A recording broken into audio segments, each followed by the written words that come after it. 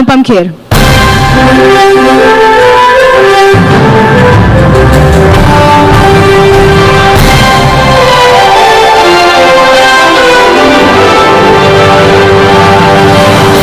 नमस्कार और स्वागत है आप सबका द अनुपम खेर शो कुछ भी हो सकता है के सीजन 2 में। सीजन 1 में हमने बहुत सारी बातें मेरे गेस्ट के बारे में सुनी, उन्होंने उनकी ज़बानी, उन्होंने हमें बहुत सारे प्रोत्साहन दिया, एक कामयाबी के बारे में बात कर।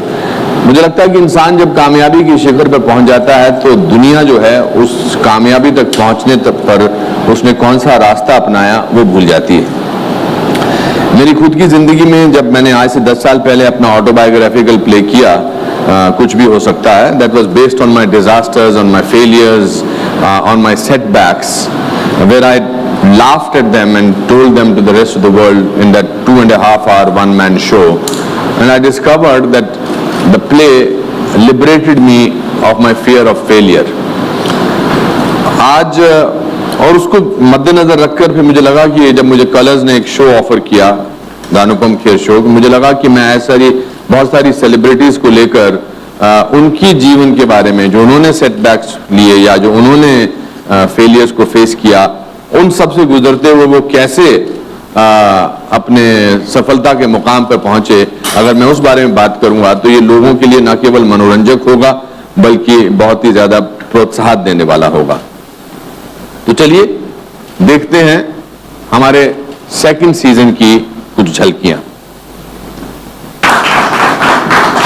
तो ये थी कुछ झलकियां हमारे पार्ट 2 की, सीजन 2 की।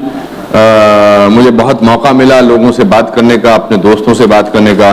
कभी कभी उनसे बात करके ऐसा एहसास होता है कि मुझे बहुत कुछ सीखने को मिलता है, क्योंकि प्रियंका जब ये कहती है कि वो छोटी थी तो अपने आप को बदसूरत समझती थी या लगता था कि उसकी शक्ल अच्छी नहीं है और वो आगे जाकर मिस वर्ल्ड बन सकती है तो कुछ भी हो सकता है।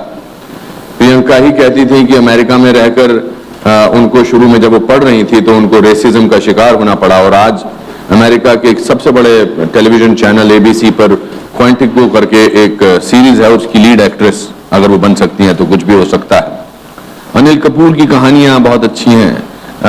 वहीदा जी ने बताया कि उनका फेवरेट एक्टर ग्रेगरी पेक था। वहीदा जी ने एक बहुत अच्छी और भी बात की जो मैं अभी नहीं बताना चाहता, वो आपको शो पे पढ़ने को सुनने को मिलेंगी। काजल की ये बात कि अतमजा सटकली अजय देवगन को किसने सिखाया, मैंने।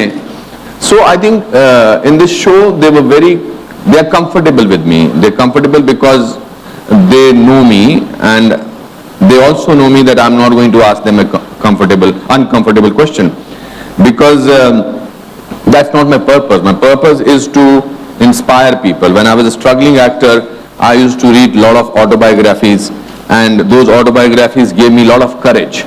So I think in our country today we need inspiration. We need shows which not only entertain people but also inspire people. मेरा खुद का जो प्ले है उसमें कुछ पंक्तियां बहुत इंटरेस्टिंग है कि जैसे अगर एक लंगोटी वाला आदमी बिना किसी अस्त्र शस्त्र के देश को आजाद करा सकता है तो कुछ भी हो सकता है। एक लड़का नदी पार करके 10 किलोमीटर पैदल चलकर स्कूल जाया करता था, वही आगे जाकर भारत का प्रधानमंत्री लाल बहादुर शास्त्री बन सकता है तो कुछ भी हो सकता है।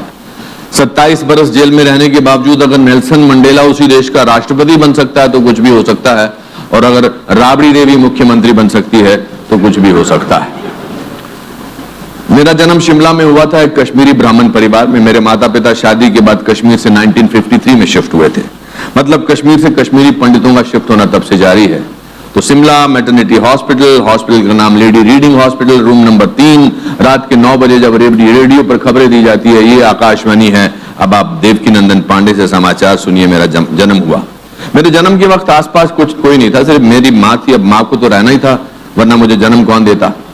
तो पैदा होने के बाद जब उस अंग्रेज नर्स ने लाकर मुझे मेरी माँ के आंचल में दिया, माँ ने मुझे देखा, उसकी आंखों में 2 आंसू और मुंह से 2 शब्द निकले, मेरा बिट्टू।